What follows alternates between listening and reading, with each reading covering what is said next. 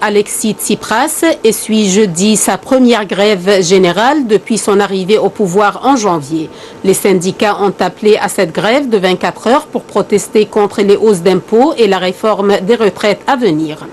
La grève va paralyser l'ensemble des services publics, transports inclus, tandis que des dizaines de vols domestiques ont dû être annulés.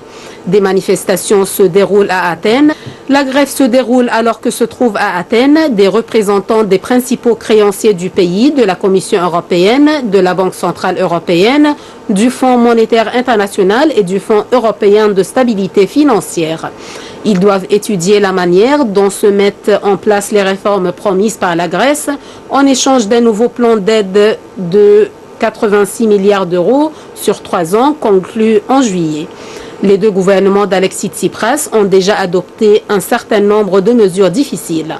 M. Tsipras avait démissionné le 20 août pour se faire reporter au pouvoir le 20 septembre avec une majorité débarrassée de son aile gauche opposée aux réformes.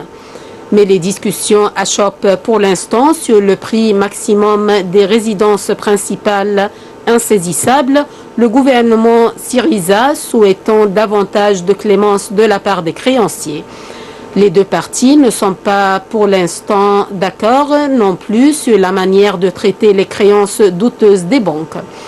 De ces discussions dépend les versements d'une tranche d'un plan équivalent à 2 milliards d'euros.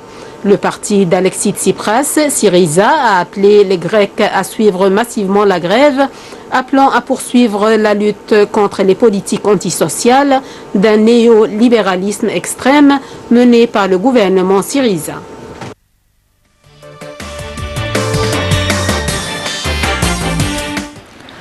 Eh bien, nous sommes parvenus au terme de notre édition. Aujourd'hui, nous avons